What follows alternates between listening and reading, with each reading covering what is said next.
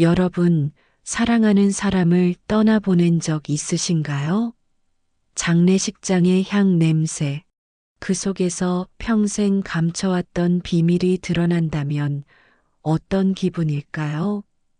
오늘 이야기는 한 여인의 69년 가장 충격적인 하루에 관한 이야기입니다. 장례식장 복도에 하얀 국화향이 가득했습니다. 검은 상복을 입은 박정희 할머니는 남편의 영정 앞에서 하염없이 눈물을 흘리고 있었습니다. 40년을 함께 산 남편 이만수, 과묵했지만 따뜻했던 사람이었죠. 조문객들이 하나둘 절을 올리고 돌아갔습니다. 그때였습니다. 며느리 지연이 영정 앞에 무릎을 꿇었습니다. 정희는 그날 결혼한 지 5년이 넘은 며느리의 얼굴을 처음 제대로 봤습니다. 아니, 본 적이 없는 게 아니라 제대로 보지 않았던 것인지도 몰랐죠. 지연의 콧날, 입술 모양, 눈썹의 곡선, 모든 게 묘하게 낯익었습니다. 마치 오래전 거울 속에서 봤던 누군가의 얼굴 같았습니다. 정희는 가슴이 철렁 내려앉았습니다. 손이 차가워지고 입안이 바싹 말랐습니다.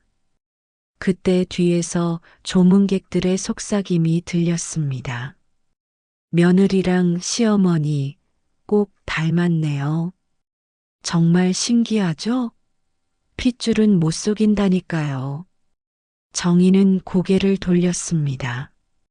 하지만 그 불안한 기분은 쉽게 가시지 않았습니다. 며느리가 정희에게 다가와 조용히 말했습니다.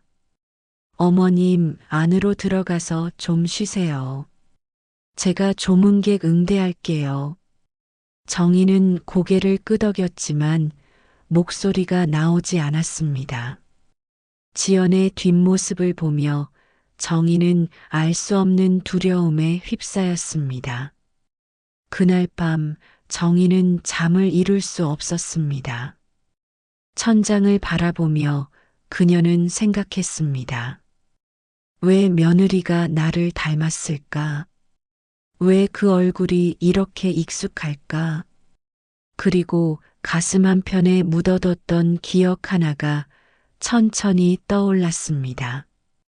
40년 전 20살 때 버렸던 그 아이. 혹시 설마. 정희는 이불을 움켜쥐며 고개를 저었습니다. 아니야, 말도 안 돼.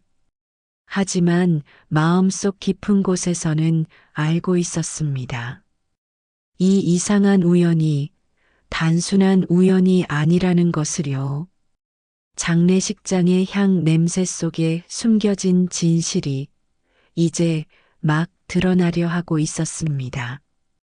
정희는 떨리는 손으로 가슴을 짚으며 중얼거렸습니다. 나는 몰랐다. 그 얼굴이 내가 버린 아이였다는 걸. 여러분도 젊은 시절 순수하게 사랑했던 기억 있으시죠? 그때는 세상이 다 내 편인 줄 알았습니다. 하지만 세상은 그리 호락호락하지 않았죠.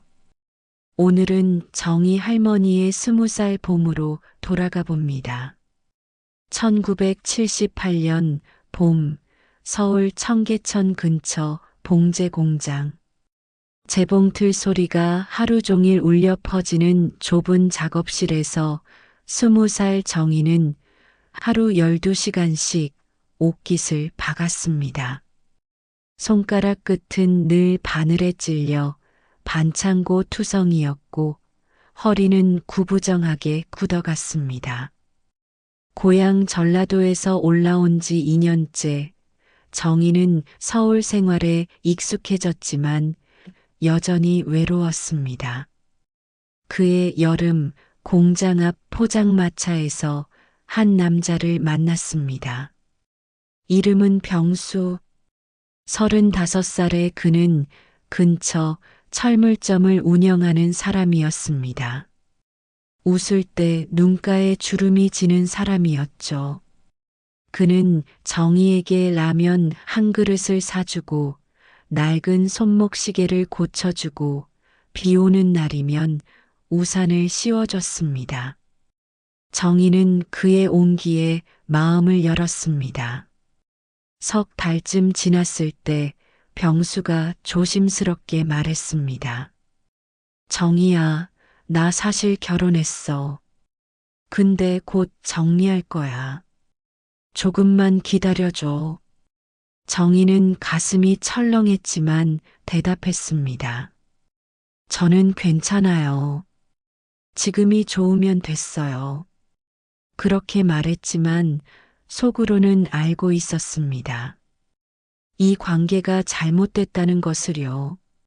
하지만 그의 온기가 너무 절실했습니다. 그리고 석 달 후 정희는 임신 사실을 알게 됐습니다. 공장 화장실 거울 앞에서 임신 테스트기를 들고 서 있을 때 다리가 후들거렸습니다. 병수에게 말했을 때 그는 한참을 침묵하다가 말했습니다. 미안해. 나 지금 형편이 안 돼. 조금만 기다려줘. 그는 돈 몇 푼을 쥐어주고 사라졌습니다. 그 후로 다시는 나타나지 않았습니다. 1979년 3월, 비가 추적추적 내리는 목요일 오후였습니다. 정희는 생후 석 달 된 딸을 품에 안고 신림동의 작은 고아원 앞에 섰습니다. 아기는 잠들어 있었고 작은 입술이 파르르 떨리고 있었습니다. 고아원 문 앞에 아기를 내려놓으며 정희는 목이 메어 말이 나오지 않았습니다. 분홍색 담요에 싼 아기 옆에 쪽지 한 장을 놓았습니다. 1979년 1월 12일생. 이름은 미정. 꼭 데리러 오겠습니다. 하지만 정희는 다시 돌아오지 못했습니다. 공장에서 일하다 쓰러져 병원 신세를 졌고 월세방에서도 쫓겨났습니다. 매일 밤 아기 울음소리가 귓가에 들렸지만 그녀에겐 돌아갈 힘이 없었습니다. 그날 이후 정희의 인생은 멈췄습니다. 아이 울음소리가 아직도 귀에 맴돌았고 매년 1월 12일이 되면 그녀는 혼자 방에 틀어박혀 울었습니다. 20살 봄은 그렇게 끝났습니다. 인생은 참 묘합니다. 한번 무너진 인생도 다시 일어설 수 있으니까요. 오늘은 정희 할머니가 두 번째 인생을 시작한 이야기입니다. 여러분도 다시 시작한 적 있으시죠? 시간이 흘렀습니다. 20대가 지나고 30대가 왔습니다. 1985년 봄, 30살의 정희는 동네 구멍가게에서 일하고 있었습니다. 과거의 상처는 여전히 가슴속에 있었지만 이제는 표정을 숨기는 법을 배웠습니다.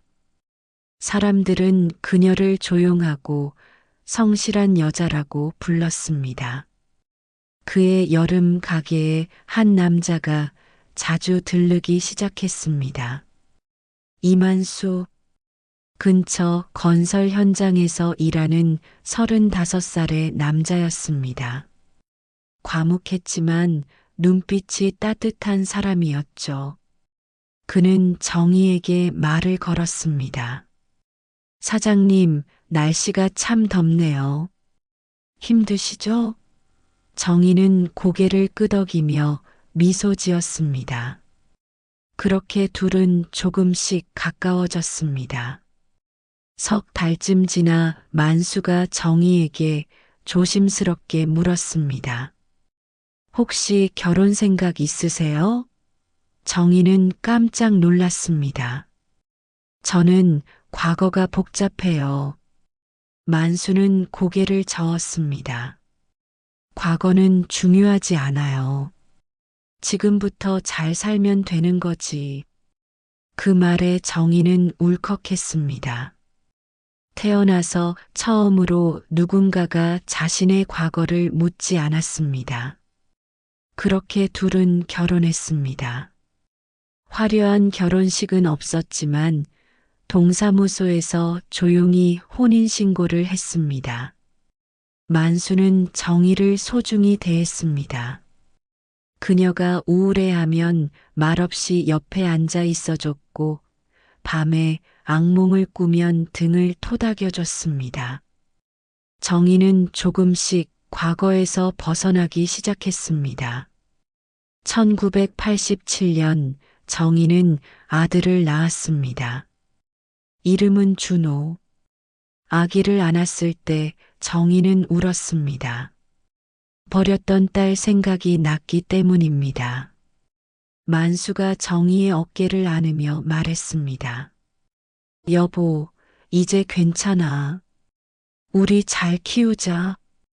정희는 고개를 끄덕였습니다. 그래, 이번엔 잘 키울 수 있어. 시간이 또 흘렀습니다. 준호는 건강하게 자랐고 대학을 졸업한 후 좋은 직장에 들어갔습니다. 2018년 준호가 결혼하겠다며 여자를 데려왔습니다. 이름은 지연. 조용하고 단정한 여자였습니다.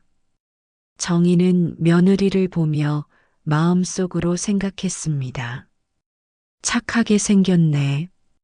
우리 아들 잘 부탁해. 그렇게 정희는 평범한 노년을 맞이했습니다. 손주가 태어났고 만수와 함께 텃밭을 가꾸며 조용히 살았습니다. 이제야 하늘이 날 용서해 주는 줄 알았습니다. 과거의 죄를 씻을 수 있다고 믿었습니다. 그런데 그건 착각이었습니다.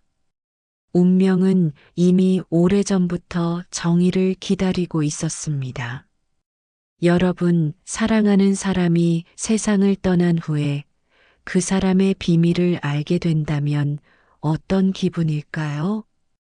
오늘은 정희 할머니가 평생 몰랐던 진실과 마주하는 순간입니다. 2024년 가을, 남편 만수가 세상을 떠났습니다. 폐암이었습니다. 74세의 나이로 조용히 눈을 감았습니다. 장례식이 끝나고 일주일 후 정희는 남편의 서재를 정리하기 시작했습니다. 낡은 책장, 먼지 쌓인 앨범, 오래된 영수증들. 그 속에서 누렇게 바랜 봉투 하나가 나왔습니다. 봉투 겉면에는 남편의 글씨로 이렇게 쓰여 있었습니다. 정희에게 내가 없을 때 읽어라. 정희는 손이 떨렸습니다. 봉투를 뜯는 순간 펼쳐진 편지지에서 남편의 채취가 희미하게 났습니다. 그녀는 거실 바닥에 주저앉아 편지를 읽기 시작했습니다. 정희야, 이 편지를 읽고 있다면 나는 이미 세상을 떠났겠지. 미안하다. 평생 숨긴 게 하나 있어. 1979년 봄, 당신을 처음 봤어. 동네 슈퍼 앞에서 하염없이 울고 있던 당신. 나는 그때 알았어. 당신이 무언가를 잃었다는 걸. 정희는 숨이 막혔습니다. 1979년, 딸을 버린 그 해였습니다. 편지는 계속됐습니다. 그해 가을, 나는 신림동 고아원에 봉사를 갔어. 거기서 한 아기를 봤지. 생후 몇 개월 안 된 여자아이였어. 담요에 싼 쪽지를 봤을 때 가슴이 철렁했어. 필체가 당신 거였거든. 정희의 눈에서 눈물이 떨어졌습니다. 편지지에 물방울이 번졌습니다. 나는 그 아이를 데려왔어. 입양 절차를 밟았고 내 조카라고 사람들에게 말했어. 시골 누나네 집에 맡겨서 키웠지.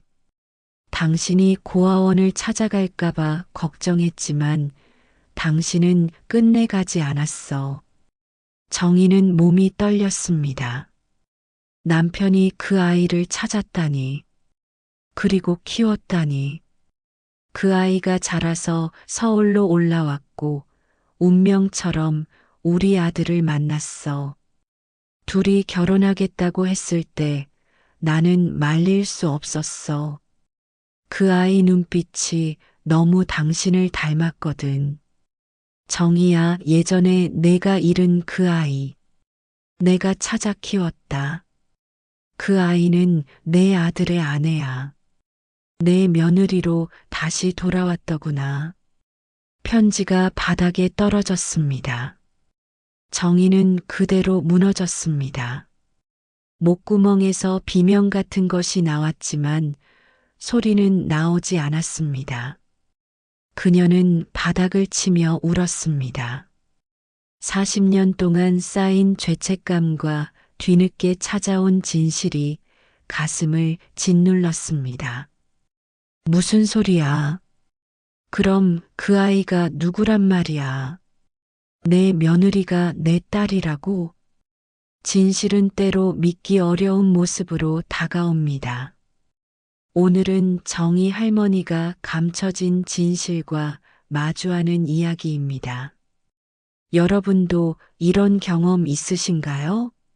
알고 싶지 않았던 진실을 알게 되는 순간 말이죠. 편지를 읽은 후 정희는 사흘 동안 방에 틀어박혀 나오지 않았습니다. 밥도 먹지 않고 물만 마셨습니다. 아들 준호가 걱정스러운 얼굴로 문을 두드렸습니다. 엄마, 괜찮으세요? 문 좀 열어주세요. 정희는 대답하지 않았습니다. 어떻게 대답할 수 있겠습니까? 내 아내가 사실은 내 딸이라고 말할 수 있겠습니까? 넷째 날 밤 정희는 거울 앞에 섰습니다. 주름진 얼굴, 백발이 된 머리, 69세의 노인이 거기 있었습니다. 그녀는 장례식 날을 떠올렸습니다. 며느리 지연의 얼굴, 그 콧날, 입술, 눈매, 모두 젊은 시절 자신의 모습이었습니다. 어떻게 몰랐을까? 어떻게 5년 동안 한 집에 살면서 몰랐을까? 정희는 오래된 앨범을 꺼냈습니다. 20살 때 찍은 사진이 한 장 있었습니다. 공장 앞에서 친구들과 찍은 사진이었죠. 그녀는 그 사진을 들고 며느리 방으로 갔습니다. 문 앞에서 한참을 망설이다가 노크를 했습니다. 지연아, 나 좀 들어가도 되겠니? 며느리가 문을 열었습니다. 눈이 빨갛게 부어 있었습니다. 어머님, 정희는 사진을 내밀었습니다. 이거 혹시 내가 아는 사람이니? 지연은 사진을 보더니 눈물을 흘렸습니다. 어머님, 저 알아요. 이 사람이 누군지.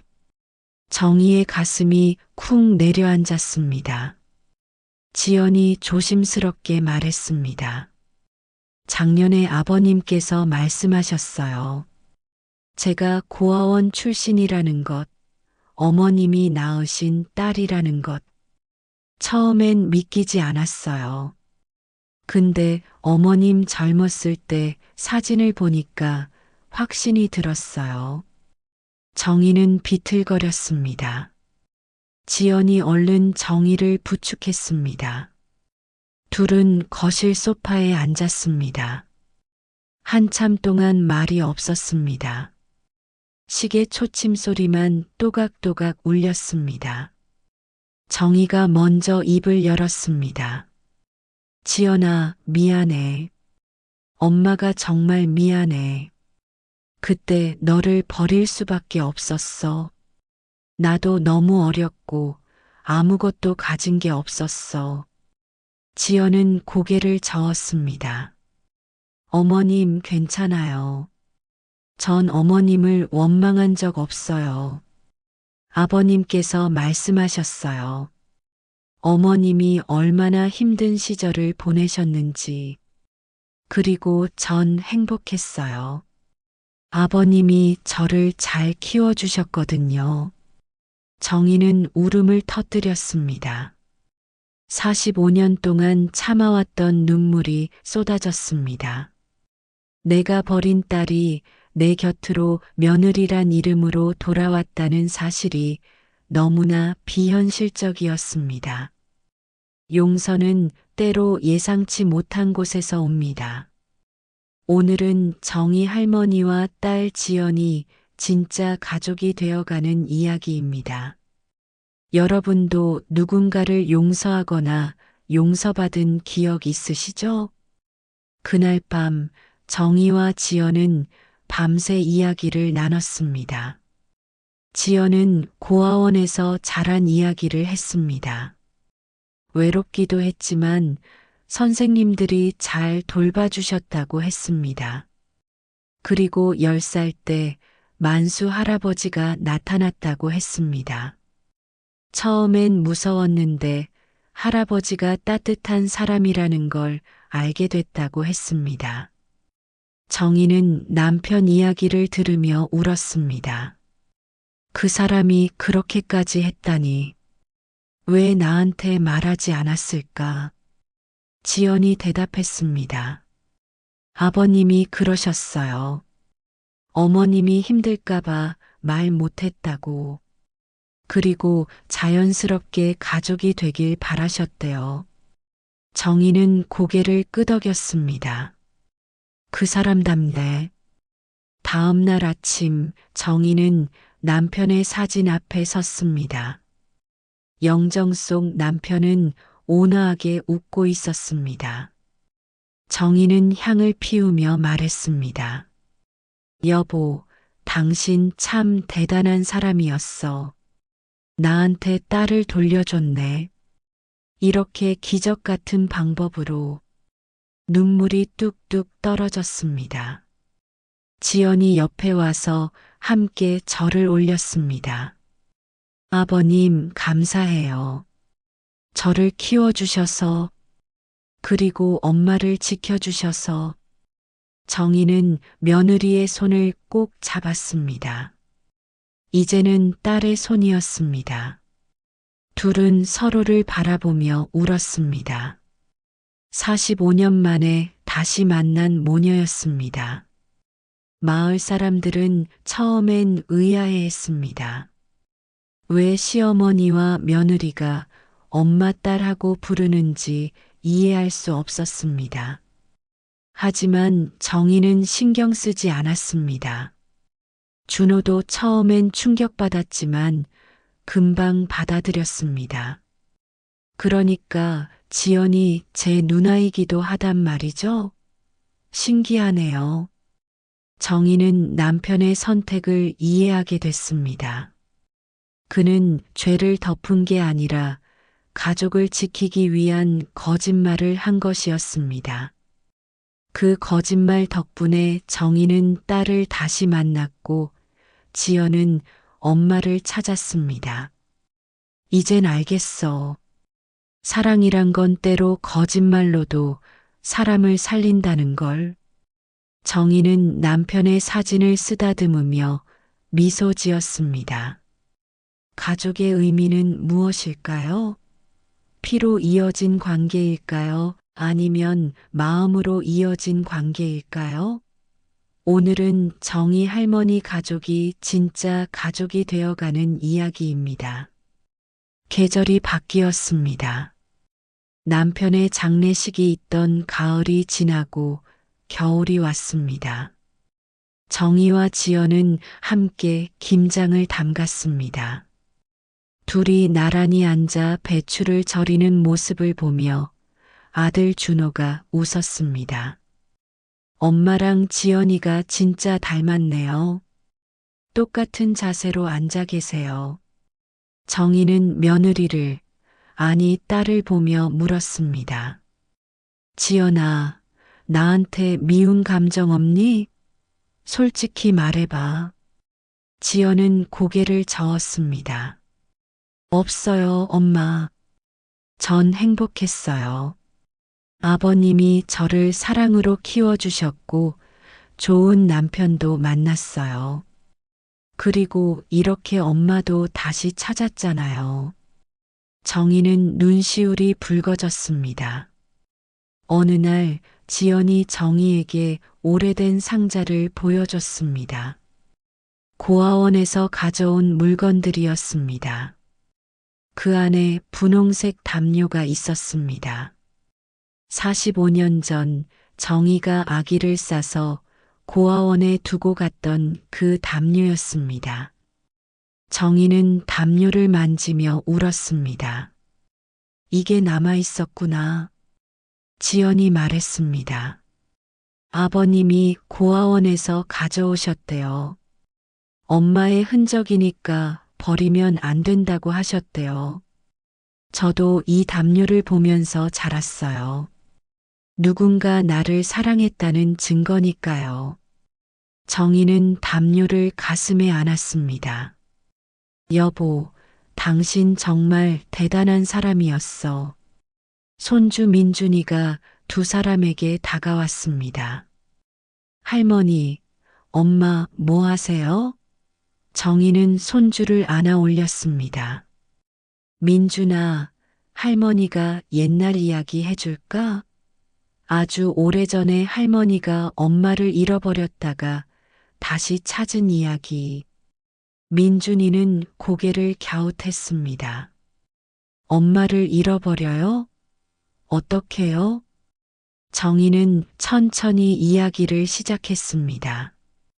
할머니가 아주 어렸을 때 말이야. 가난해서 엄마를 지킬 수가 없었어. 그래서 엄마를 좋은 곳에 보냈지. 그리고 할아버지가 엄마를 찾아서 키워주셨어. 그렇게 세월이 흘러서 엄마가 우리 집으로 왔단다. 민준이는 신기하다는 표정을 지었습니다. 지연이 아들의 머리를 쓰다듬으며 말했습니다. 민준아, 가족은 말이야. 피로만 이어지는 게 아니란다. 마음으로 이어지는 거야. 할머니랑 엄마처럼 말이야. 민준이는 고개를 끄덕였습니다. 그럼 우리는 마음으로 이어진 거예요? 정희와 지연은 동시에 웃으며 대답했습니다. 그렇지. 우리는 마음으로 이어진 가족이란다. 그날 밤 정희는 일기를 썼습니다. 오늘 내 딸과 함께 김장을 담갔다. 45년 만에 처음으로 딸과 함께한 일이다. 늦었지만 행복하다. 만수, 당신 덕분이요. 당신이 만든 기적 덕분에 나는 다시 엄마가 됐소. 고맙소, 여보. 정희는 일기장을 덮고 창밖을 바라봤습니다. 겨울 하늘에 별이 총총히 떠 있었습니다. 인생의 마지막 장은 어떻게 쓰고 싶으신가요? 오늘은 정희 할머니가 인생의 마지막 장을 새로 쓰는 이야기입니다. 여러분도 이런 행복한 결말을 맞이하시길 바랍니다. 봄이 왔습니다. 남편이 세상을 떠난 지 6개월이 지났습니다. 정희의 집 마당에는 개나리가 노랗게 피어났습니다. 남편이 10년 전에 심어놓은 나무였습니다. 정희는 개나리 앞에서 사진을 찍었습니다. 지연이 카메라를 들고 말했습니다. 엄마, 웃으세요. 활짝이요. 정희는 환하게 웃었습니다. 그날 오후 정희는 동네 석재소를 찾아갔습니다. 주인에게 부탁했습니다. 우리 부부 묘비명을 바꾸고 싶어요. 원래는 이만수 박정희 부부 지묘라고 하려 했는데 바꾸고 싶어요. 주인이 물었습니다. 뭐라고 새길까요? 정희는 메모지를 내밀었습니다. 이렇게 새겨주세요. 메모지에는 이렇게 쓰여 있었습니다. 여기 두 엄마와 한 딸이 살았다. 주인은 고개를 갸웃했지만 묻지 않았습니다. 알겠습니다. 이렇게 새기겠습니다. 정희는 고맙다며 인사하고 집으로 돌아왔습니다. 마음이 한결 가벼웠습니다. 저녁 무렵 온 가족이 모여 식사를 했습니다. 아들 준호와 며느리 지연, 손주 민준이, 그리고 정희, 네 식구가 둘러앉아 밥을 먹었습니다. 정희가 지연에게 반찬을 덜어주며 말했습니다. 지연아, 많이 먹어. 요즘 너무 마른 것 같아. 지연이 웃으며 대답했습니다. 엄마가 해주신 음식은 다 맛있어요. 준호가 어머니를 보며 말했습니다. 엄마, 요즘 표정이 많이 밝아지셨어요. 예전보다 훨씬 행복해 보여요. 정희는 고개를 끄덕였습니다. 그래, 난 지금 행복해. 내 아버지가 내게 준 선물 덕분이야. 준호는 아버지의 영정을 바라보며 미소 지었습니다. 아버지 정말 대단하신 분이셨어요. 식사 후 정희와 지연은 함께 설거지를 했습니다. 싱크대 앞에 나란히 서서 그릇을 닦는 모습이 꼭 오래된 모녀 같았습니다.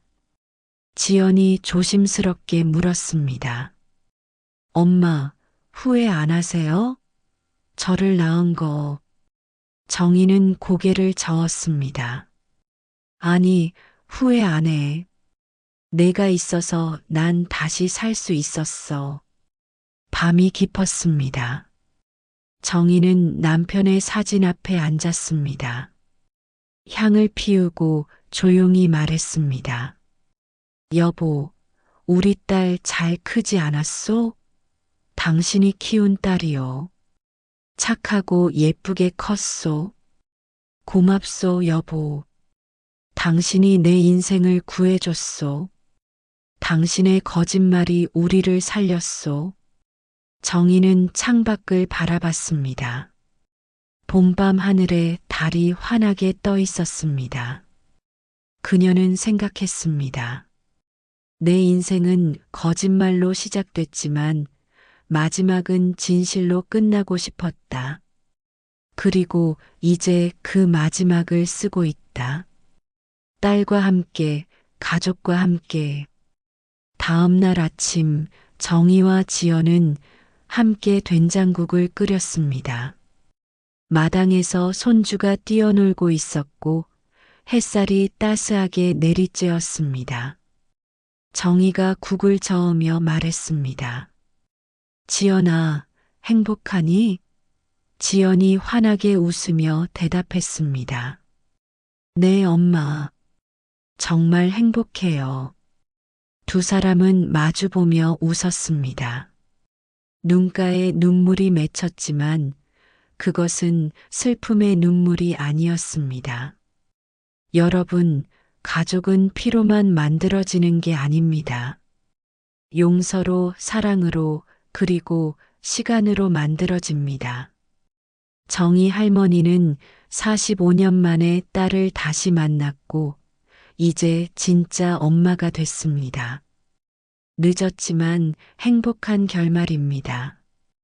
인생은 언제든 다시 쓸 수 있습니다. 여러분도 오늘부터 새로운 이야기를 시작하시길 바랍니다. 다음 이야기에서 또 만나요.